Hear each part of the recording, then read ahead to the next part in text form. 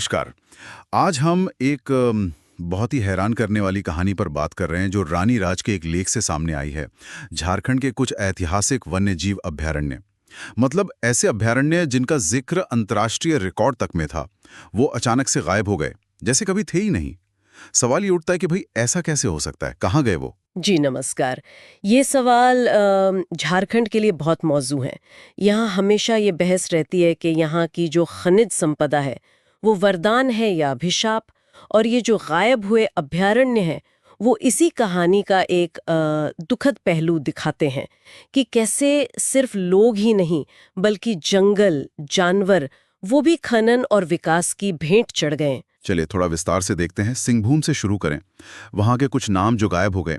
पहला नाम आता है बामिया बुरु का। कोल्हान वन डिवीजन में 1932 में बना। सोचिए, बिहार झारखंड का पहला अभयारण्य। हाँ बिल्कुल, बामिया बुरु।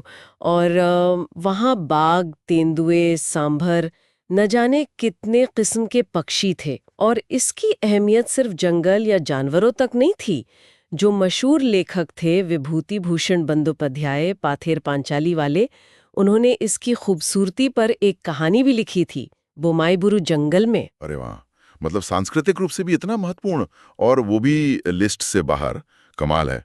सिंहभूम में और भी थे क्या? जी हाँ, सारांडा वन डिवीजन का सासगंदा बुरु 1935 का, और फिर पोराहट वन डिवीजन का सोंगरा या टैबो 1936 का।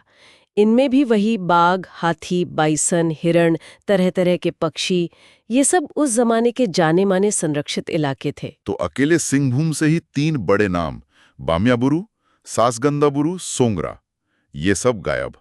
क्या दूसरे इलाकों में भी ऐसा ही हुआ? पलामू, संथाल परगना वगैरह में? बिल्कुल। संयुक्त राष्ट्र की एक रिपोर्ट है 1961 की, उसमें भी नाम है। पलामू के बारेसंड 1946 और लाट 1946, संथाल परगना का दुमका दामिन 1938, हजारीबाग का कोडरमा 1946। इनमें भी वही बाघ, हाथी, भालू, महत्वपूर्ण वन्य जीव। एक मिनट, संयुक्त राष्ट्र की रिपोर्ट में नाम है और फिर भी ये गायब हो गया। मतलब कोडरमा को शायद छोड़ दें तो बाकी का जिक्र बाद के सरकारी कागजों में मिलता ही नहीं। हाँ, यही तो सबसे चौंकाने वाली बात है।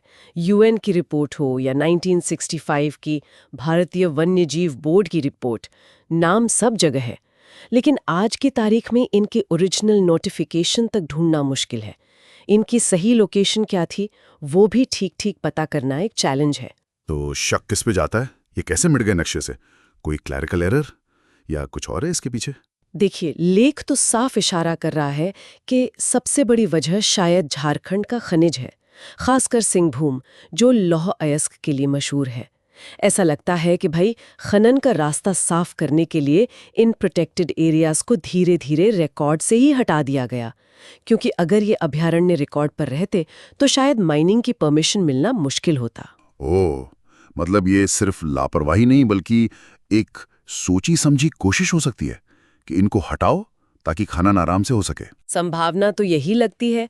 मामला गंभीर है और इसमें एक और एंगल जुड़ता है, 1972 का वन्य जीव संरक्षण कानून। जब ये कानून लागू हुआ और देश भर में अभयारण्यों को ठीक से नोटिफाई करने का प्रोसेस शुरू हुआ, तब तक आप देखिए झारखंड में कोडरमा को छोड़कर ये बाकी अहम अभयारण्य रिकॉर्ड की दुनिया से एक तरह से गायब हो चुके थे। अच्छा, यानी जब बचाने वाला कानून आया तब तक बचाने के जो वो आधिकारिक तौर पर थे ही नहीं। बिल्कुल। इसके नतीजे तो फिर बहुत बुरे हुए होंगे वन्य जीवों के लिए। बिल्कुल जाहिर सी बात है। बाघ जैसे जानवर और दुर्लभ हो गए। एक पक्षी था पर्पल वुड पिजन, लेख कहता है कि वो तो शायद विलुप्त ही हो गया उस इलाके से। पूरी बायोडाइवर्सिटी पर असर पड़ा। और फिर वो आदिवासी समुदाय जो जंगलों पर निर्भर थे, उनके खाने पीने, उनकी आजीविका पर असर, और ऊपर से खनन से जो जंगल कटे उससे प्रदूषण, क्लाइमेट चेंज, वो सब तो है ही। तो कुल मिलाकर ये लेख हमें दिखा रहा है कि कैसे कागजों में दर्ज अंतर्राष्ट्रीय स्तर पर जाने गए अभयारण्य झारखंड के नक्शे से मिटा दिए गए हैं, और वजह शायद अनियंत्रित खनन के लिए रास्ता बनाना। हाँ, और ये सिर्फ कुछ पुराने रिकॉर्ड खोने की बात नहीं है। ये विकास और संरक्षण के बीच का जो एक नाजुक संतुलन होता है ना, उसकी कहानी है।